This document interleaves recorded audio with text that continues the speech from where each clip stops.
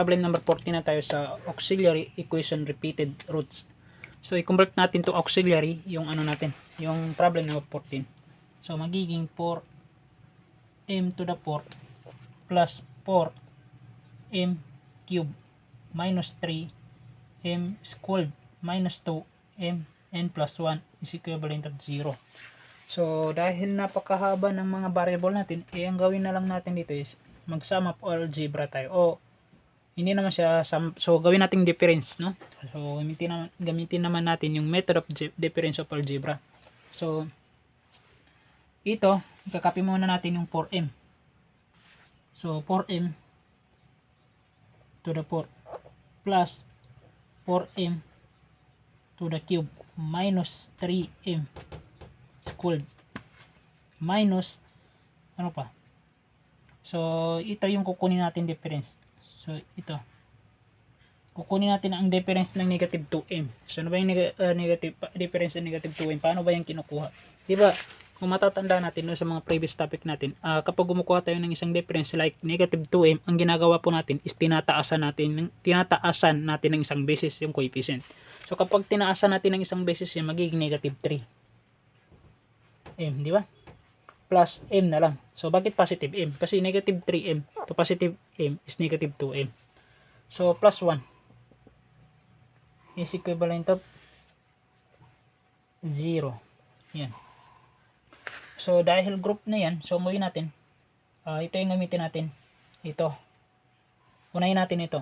I-factor out natin yung pinakamaliking order dito. Pinakamaliit na order dito. Magiging, dahil common yung 4, isama na natin yung 4. 4m cube multiply to m plus 1. So ang purpose natin dito is, bubuo tayo ng mga m plus 1. Which is, isa lang yung kukunin po natin doon sa m plus 1 na yun. So dito naman, ano yung pinakamaliit dito? Yung 3m. So that is 3m. Then dito is m na lang plus 1. So kasi ito po yung purpose dito is, ang purpose po kasi sa paggamit ng mga difference of algebra is para makabuo tayo ng factoring o grouping sa factoring, no? So which is yung magkakaroon ka ng maraming m plus 1 or any variable naman. That is the 1 lang ang kukunin mo doon o isang m plus 1 lang. So dito ano ba ito? Factor na lang natin 1 kasi wala namang magbabago kung 1 yung pa-factor mo, di ba? Equal to 0. So yan. So ang kukunin lang po natin diyan yung m plus 1 na isa lang. So m plus 1 multiply by what? Ito, yung 4m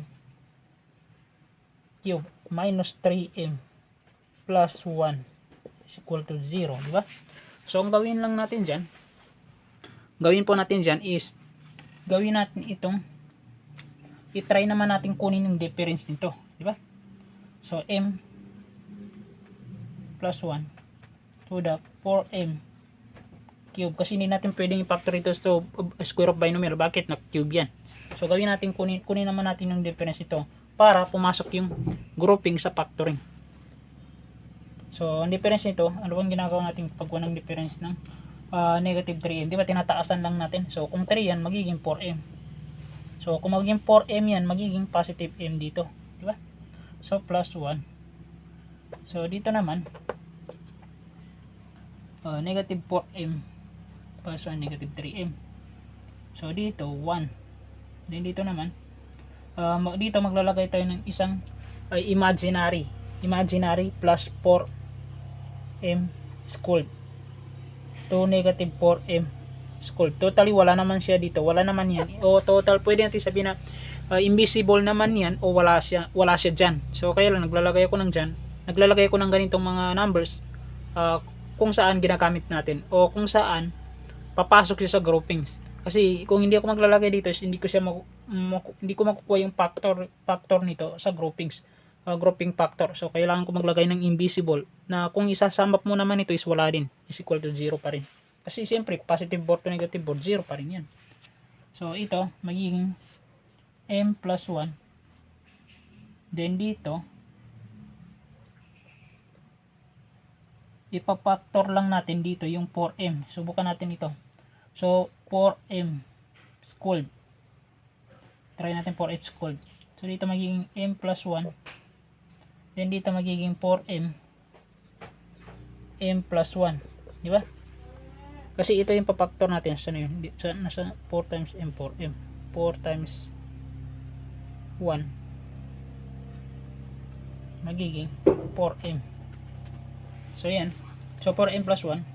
So dito magiging plus 1 times m plus 1 is equal to 0. So yan. So gawin natin, isa lang yung kukunin natin na m plus 1. So dahil meron itong another na m plus 1, o pwede natin sabihin na factor out yung m plus 1. So magiging dalawa na yung m plus 1 mo. Kasi ito yung una. Then pangalawa, kukunin mo naman yung another m plus 1 dito. So m plus 1, so equal, multiply by 4m squared. Ito, pati ito, negative 4m. Pati ito, plus 1. Diba? Sa groupings, alam na natin yung mga basic groupings lang naman. So yan. So ang gawin natin, pwede na natin siya i-convert to square of binomial. Kasi bakit? Nakisquared na yan. Unlike dito, hindi natin pwedeng gawin. Kaya naglagay tayo ng invisible dito na numbers na kung saan papasok siya sa groupings of factoring para mag-form siya ng square of binomial. So that is the m1 plus 1 to m plus 1.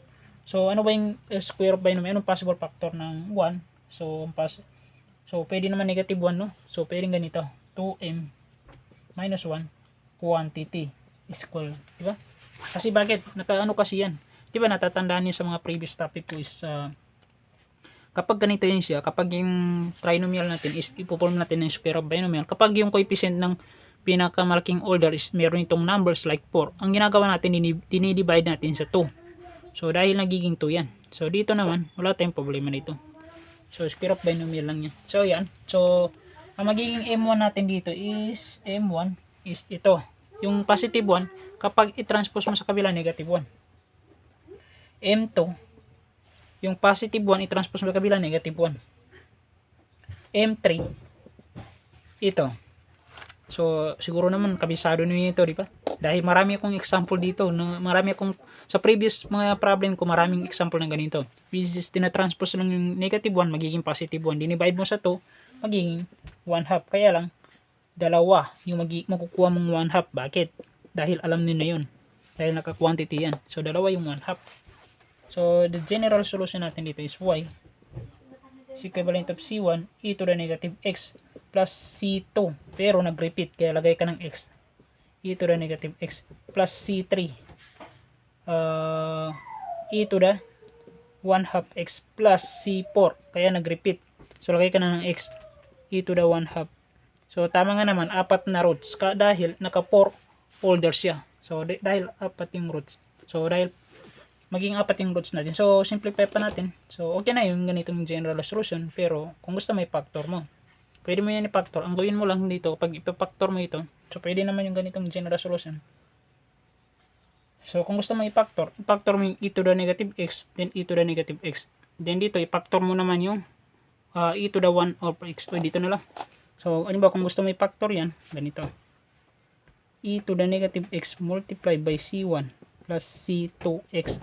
No? Then, i-factor naman yung e to the 1 half x multiplied by c3 plus c4x. No? So, ganyan. Kung gusto mo i-factor, ganyan magiging itsura nito. So, okay naman yung ganito ang solusyon dahil general solution lang naman ang hinahanap dito. So, magpo-proceed tayo sa problem number 15.